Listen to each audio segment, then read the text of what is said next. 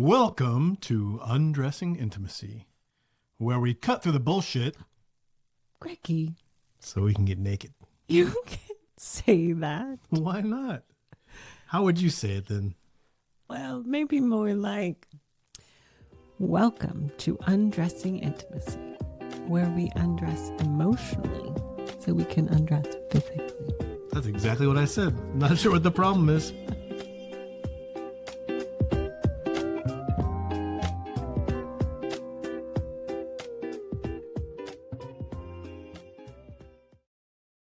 Let's get a little spicy, babe. Oh, your favorite. Mm-hmm. You love to turn up the heat.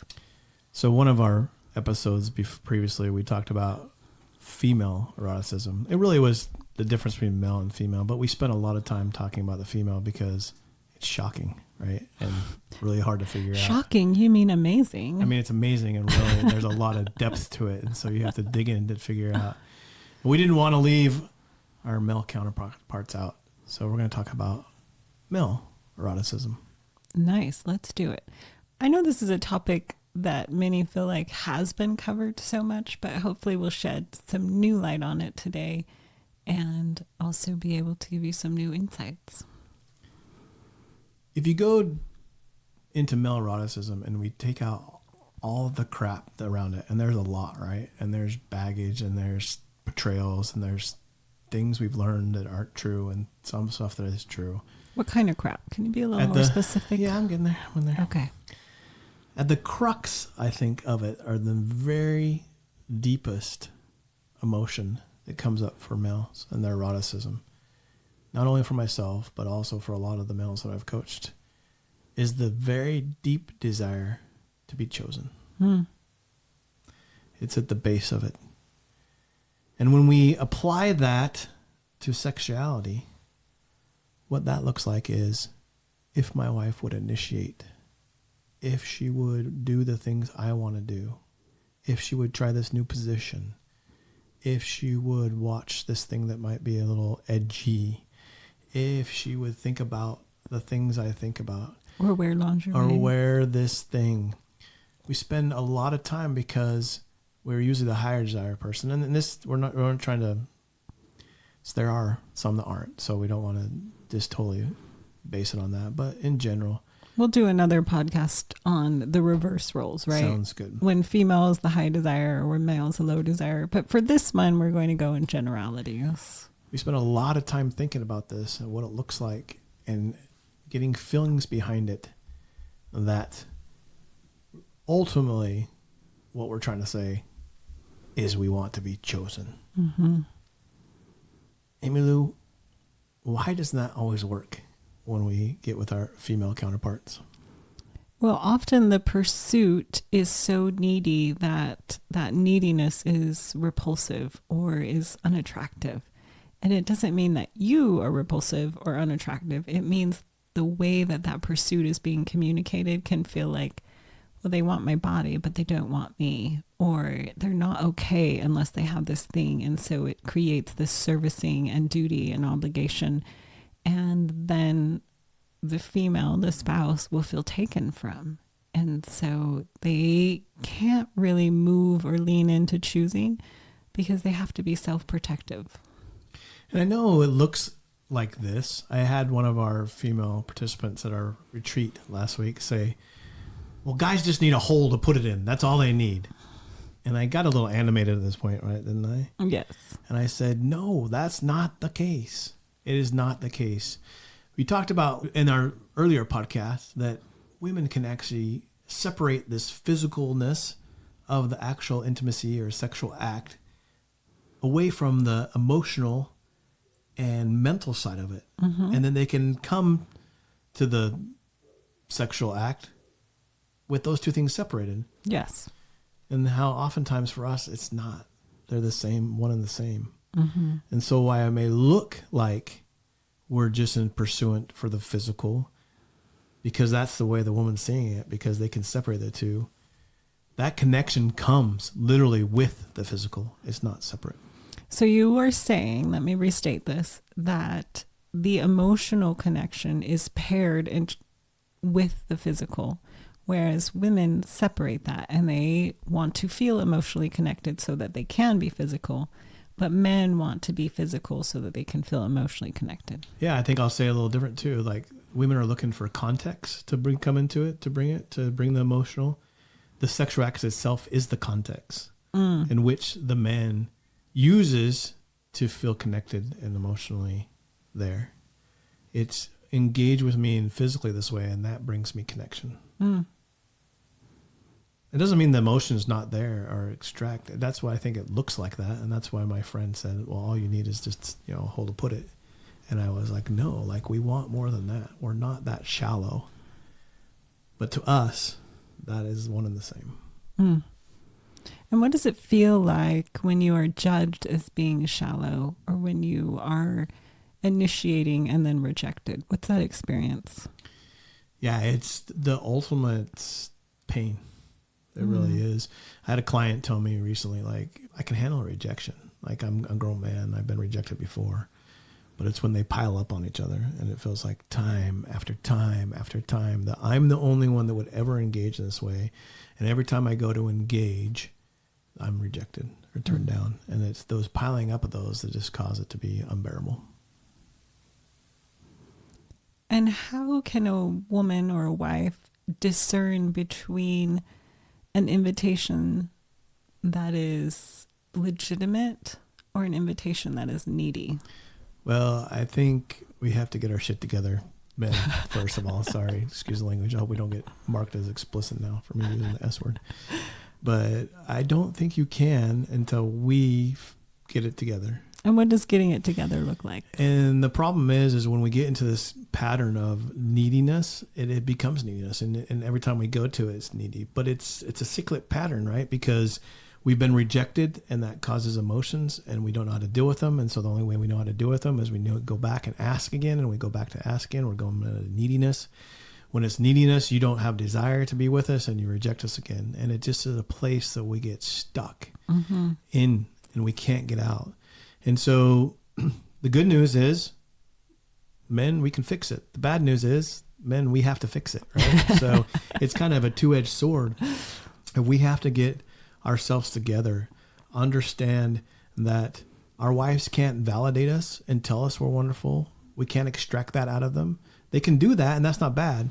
But when we extract that out of them, and we have to have it to be okay, that we can't have this intimacy. We can't go into this sexual act without being needy, because that's what we're going for it.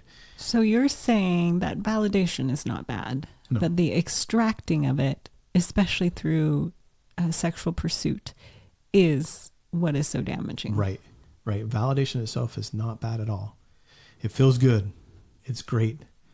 That's kind of. But it has to be freely given. It has to be freely given, because when we try to extract it from someone, they can't even give it to us. By the way, well, because then they've been extracted from, so it's not really a choice. Well, even if they did it, even if they chose to do it, right? And they said, and you would say this all the time because it's totally true. Like, Greggy boy, you're the sexiest, wonderfulest person in the whole entire world, right? And when you say that, I hear it. And my brain gets to decide whether you're lying or telling the truth. So ultimately, even when the validation is given, it's us who decides whether we're going to accept that or not. And so you can't validate me. There is no possible ways that you can validate me. I have to be able to accept it myself. So when we're not okay with ourselves and we don't have the confidence to know that we're a whole person and that we're okay, even oftentimes you can give the validation, even if it's freely, and it still doesn't help the situation, because we need to be able to be okay with ourselves. And how do you go about being okay with yourself so that you're not trying to extract this validation? Oh, it's a lot of work. I think the first thing with me is that I realize that a validation whore. We talked about this a lot at the retreat. Like, it's such a term. I am a validation whore. I was not only looking at it in our intimacy, in our relationship, I was looking for it at church. I was looking for it at work. I was looking for it for my kids. I wanted my dog to give it to me. Like, everywhere I could find validation, I wanted it, and I wanted it more. So I think the first step to recovery and everything, and especially being a validation whore, is to realize that you have a problem. Yeah. And that really was to me. I really realized I have a problem, and that I was spending a lot of energy trying to extract validation from all parts of my life. And when you didn't get it, then what did you try and do? When I didn't get it, it made me feel worse. And so I worked harder at it. So just work harder. Just chase that person you love more. She's going to give it to you eventually if you can catch her, because I don't know why she's running away. Or make more money. Make more money, drive nicer cars, pile on bigger achievements. house, Yes. get a new title at work, all kinds of things. None of these things are bad, by the way. All good. But I was going after it for the wrong reason. It was to validate myself and to tell myself that I was okay. So the first step to doing that was to really, really understand that I was a whore, and that I wanted I was seeking validation. And then How did you do that without using it against yourself again? Meaning, like, it's so terrible that I'm a validation whore. How could I do this without allowing it to beat yourself up? How did you have that awareness and also know that you were still okay? Well, I think one of the things that helped me is that I found out that I was a validation whore by taking a course, right? And so it was wonderful. We may have talked about this in another podcast. I may listen to this at the therapeutic ranch that I was doing on Sundays. I was listening to my course. And so because it came from that, I knew there were hundreds, if not thousands of other men that were listening to this. And I trusted the source of this course to tell me that it was true. And so there wasn't something unnormal about me. This was a normal behavior. This was a behavior that most high desire or men fell into, trying to extract sex from their wives. And so knowing that helped me realize, okay, there's nothing wrong with me at this point. There's just something I need to address in the way that I'm going about doing it. And actually it took me a while to understand that validation wasn't the problem itself. It was the extraction out of it. But what I didn't take very long was for me to recognize it. And the ways you were trying to extract it. All the ways I was trying to extract it. And when it came up and happened. And just like we've talked about on all the other things with our emotions and our thoughts, that if we allow that naturally to happen, then we'll have an outcome that we're not in control of. But if we stop that in the middle of it and do something about it, we can change it. So you're talking about recognizing what's happening so that you can interrupt the pattern. Right. So this is what I would do. I would be in the middle of a work meeting and I'm like, I want to say something because I'm a validation whore and I want people to tell me how wonderful I am. And so I would stop and I wouldn't say that. And I let the meeting go on because it was just fine without me saying this, even though I thought that I needed to say this. And I would tell myself, and almost a conversation in my head, a little like I had two multiple personalities. No, it's your relationship to yourself. It's my relationship to myself. I would tell myself. Very legitimate to have a conversation with yourself. Okay. So anyway, I thought it was a little weird, but I would tell myself, hey, you know what? Emotional side of my brain. I didn't know what to call it at the time. Me over there. Hey, you. I really appreciate you telling me that I need validation or I'm going to die. That if these people in this meeting right now don't think I'm the most wonderful person, that I'm not going to survive and I won't be part of this group and then I won't have a job and then we won't be able to live. Like that's all the emotions that start firing off. Right. I appreciate you doing that because I know you're trying to protect me right now, but I got this. I'm going to take this right now and I'm going to decide that I'm going to do something different. So you said thanks, but no thanks. I said, thank you so much. I would thank it a lot. I would be kind. Thank you so much. You're doing exactly what God designed you to do. Right. That primitive limbic brain is designed to protect you. Yep. And it thinks that if you're getting validation, you're safe. Right. And so I would literally thank it and say, this is great. Thank you so much. But I'm not going to do it this time. And as I got that pattern and I saw it, I was able to realize over and over again that I didn't need this, and it stopped coming up as such a pattern. I'm really proud of you, by the way, for doing that. Thank you very much. Your willingness to see yourself really impacted our marriage and our relationship. It was hard. Let me tell you, I'm sorry. It was very painful.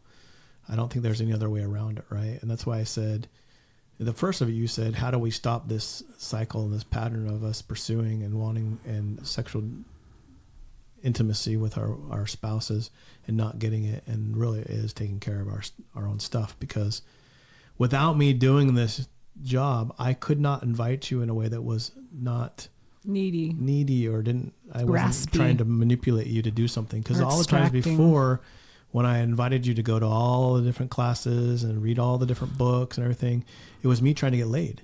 And then we know why I was trying to get laid, right? Well, I like it. That's one thing. But the second thing was because I was seeking validation. So there was a pattern that had to be broken.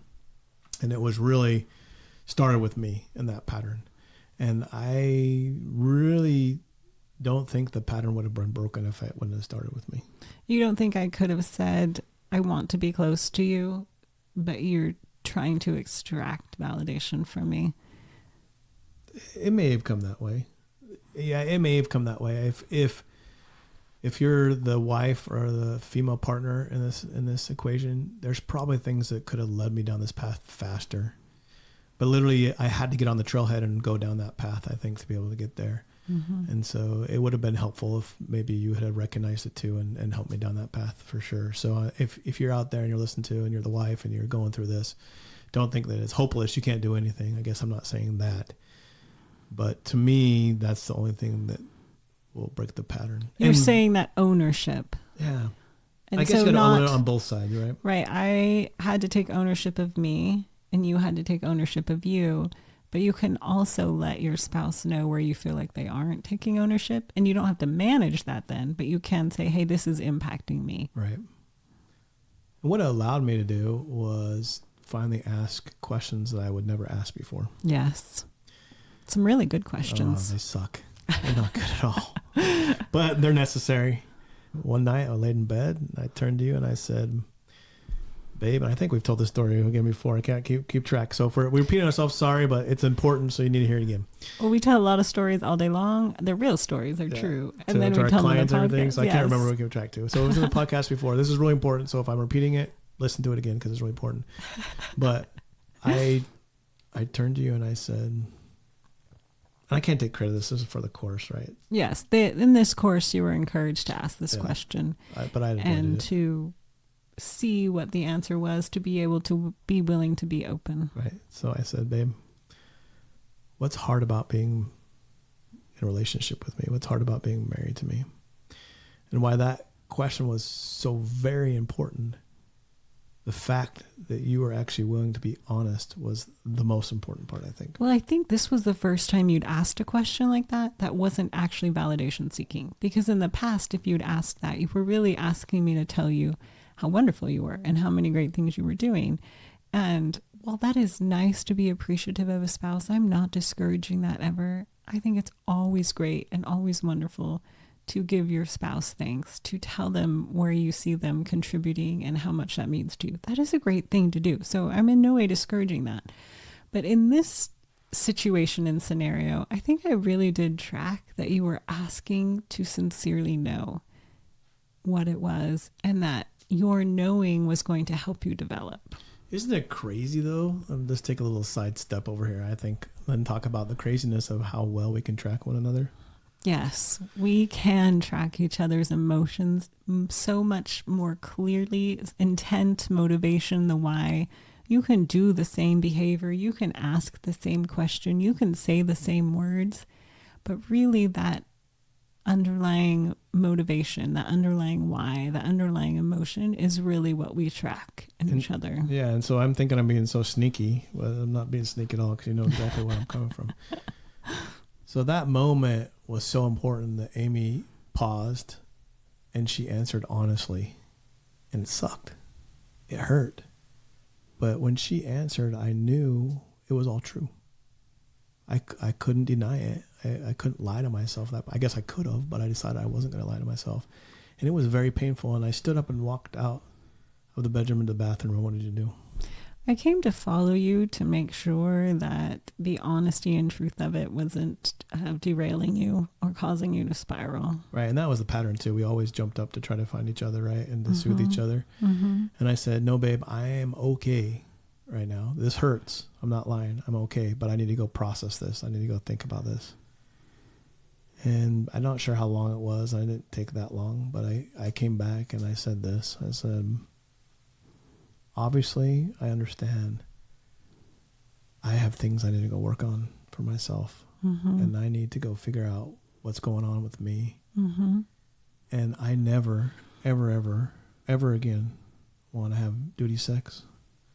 I do not want to engage you sexually until I can do it in a place of wholeheartedly and that you can reciprocate that. So I'm going to go figure out my stuff, and I'm going to give you lots of space and time to go figure out yours, and we'll get back to sometime together, but I'm not sure when, but that's what I'm going to do. Mm-hmm. And I could see that you meant it, that it was sincere and genuine, that you saw where and how you could develop. And also, I mean, I had things I needed to do and work on too. So this opened up space for me to do those without feeling pressure from you. See, the thing I told myself from the very beginning was actually true, by the way. Amy did need to discover her own sexuality. Mm-hmm. Amy needed to find out what she needed to desire. Yes. It was, again, my intent and way of going around it was the problem, right? And not looking at myself and the things that I needed to fix that didn't allow her. I never gave her the space to step in anywhere, right? She had nowhere to go. She couldn't step in and find her own sexuality because I was so pressing. And if I got a book, I was like, oh, did you read it? What'd you say? Did you see my highlighted parts? Did you notice this part? Yeah. Are you doing this? Are you doing that? Are you thinking about this? What do you think about that? There's so much tracking, so much downward pressure, and really there wasn't room for me to explore what was me because you were flooding me constantly. Right. Let's take a small step backwards, because I think another important thing that we discuss is that led up to this, before I took this course, was me learning and discovering that my sexuality wasn't bad. Yes. I think you had always thought that it was something that you had to tamp down, that it was something that you needed to avoid, that it was dangerous. And I don't think sexuality is dangerous. I think self-deceit is dangerous. I think being blind is dangerous. And you were listening again to a course or a podcast, and they were talking about the podcast how men's sexuality, women's sexuality, sexuality in general is not evil. It is actually meant to replenish us and to fill us with life. It's a vibrancy, a life-giving force. And for the first time, you really heard that and allowed it to resonate in you. And I think it finally clicked like, hey, this is an integral part of me, not something I need to suppress and be ashamed of and tamp down. No, absolutely. 100%. I've been taught my whole life that this was an evil thing that I needed to control. And if I didn't control it, would get out of control and it would destroy our family and it would destroy us. And up to that point, everything proved it, right?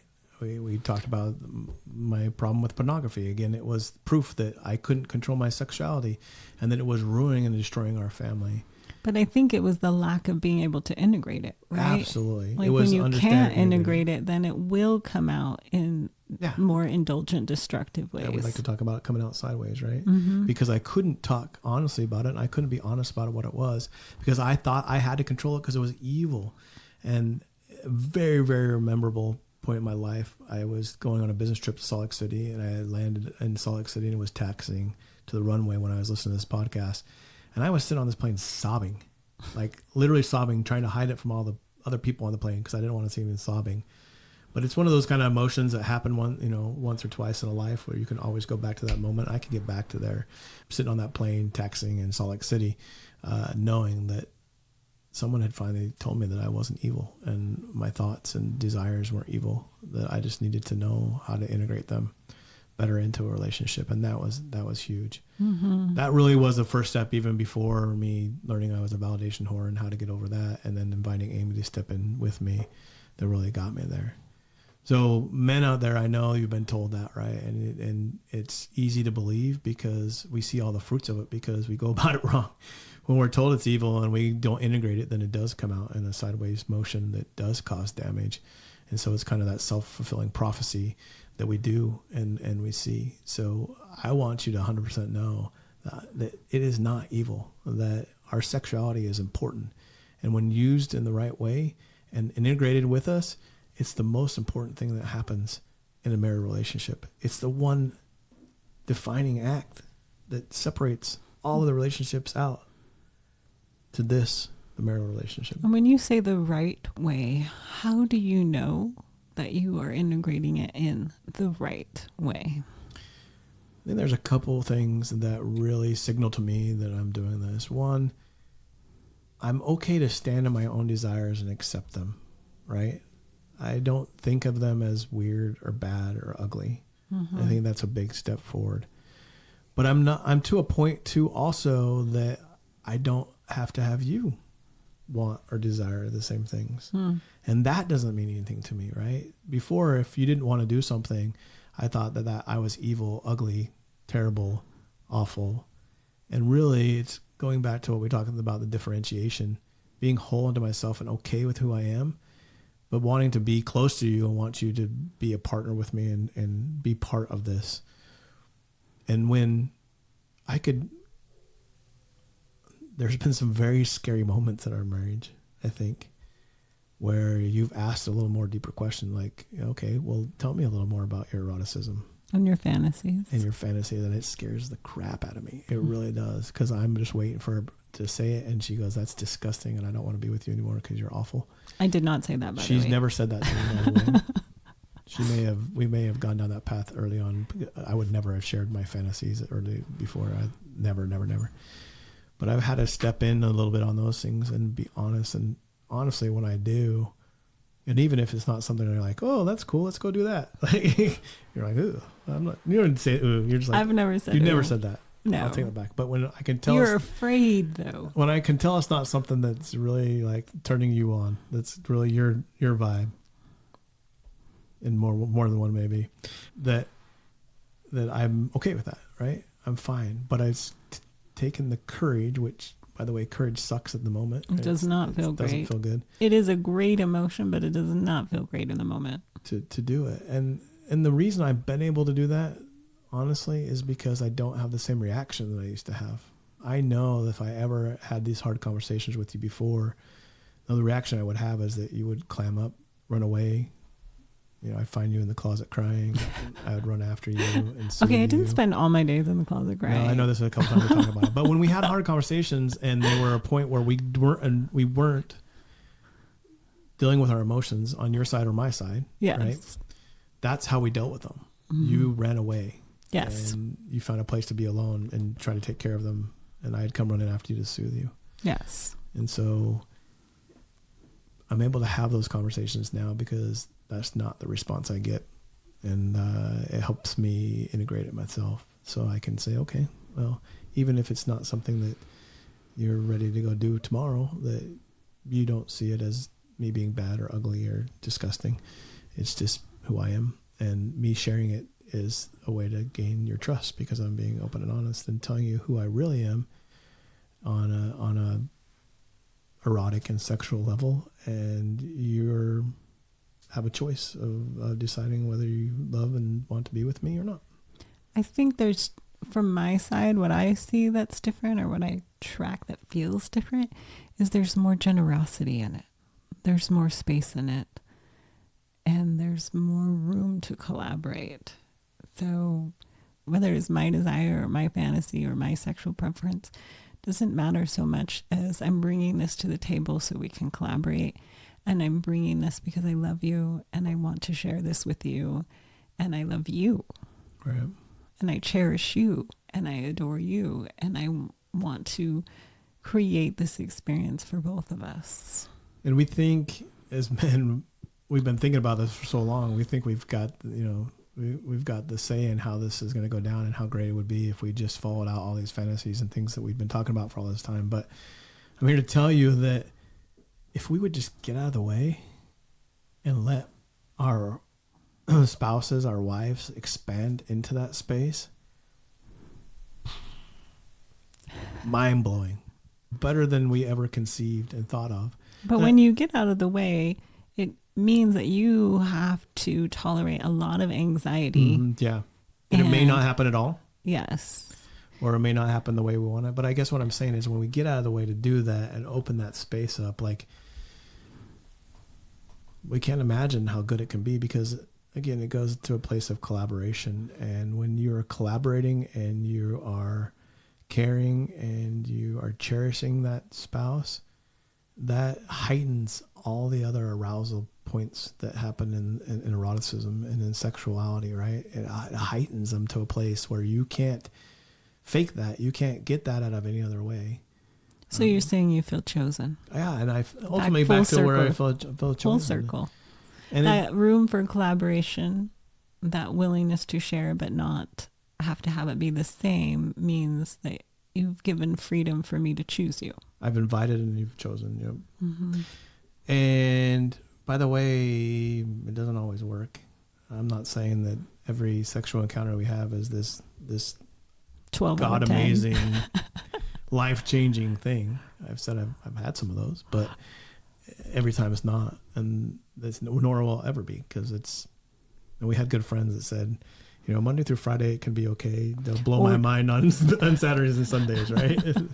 What they call it, weekday and then weekend. Weekday and weekend. Ordinary weekday. Yeah, we can just let's just do it on the weekdays, but Saturday and Sunday you can blow my mind. And I think a lot of that is because there's time involved too. So yeah, I think that it doesn't have to be the most wonderful thing every time. Sometimes it's connecting, and then the other times so we can collaborate. We're very human, so there is a lot of variation in our humanness. The key to going back to is when it doesn't go well, and I just had to kind of learn these things, right? I used to measure my success whether you orgasmed or not, right? Mm-hmm. Very much so. And if we had, then I wasn't selfish, and this was a good encounter. And I have just very much recently had to learn that that's not the measurement. And I've had to learn to trust you saying, I really enjoyed that, even if that didn't happen, right? I really felt connected. I really feel good. I'm happy. I'm good with where we're at. And it's a learn of trust, because in the past, some of those similar things were said, but really weren't real. And now I've trusted they're real, and it makes it easier. So, guys, 2 things I want you to take out of this. 1, your sexual desires are not bad.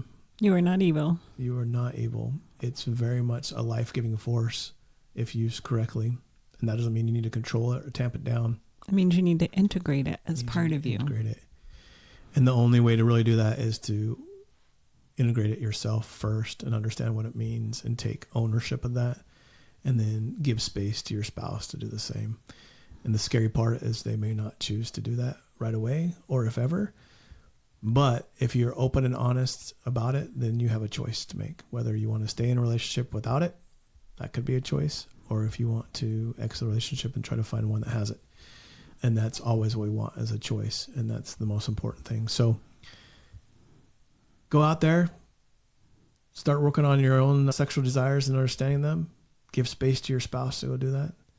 And we would love to help you and do this too. Yeah, sorting out your desire differences are quite normal to coach couples on, and I think they can actually be very complementary and work very well together. And that possibility happens when you own your style of desire and your style of eroticism. And as a female, mine doesn't have to look exactly like my husband's, nor does his have to look like mine. And they can actually complement and collaborate quite well. Yeah, I mean, the good thing about what society has done for us is they've created some very certain patterns, right? So almost every couple I coach have similar patterns that we go attack. So it's not rocket science, or there's no mysteries behind it. It's really looking at these patterns and figuring out how we get out from behind them. We would love to help you do that. Please go subscribe and like this podcast, because that helps us. Join us on langfordlifecoaching.com. You can sign up for a free consult there where we can sit down and talk to us about us. And we love talking to couples. In fact, we very rarely will take an individual, because really it is and the couples and making sure we're working together that we see movement. So invite your spouse, come join us. We'll have a conversation. We'd love to. We would love to meet with you and help you find your next step. All right. Until next time, have a great week. Bye-bye.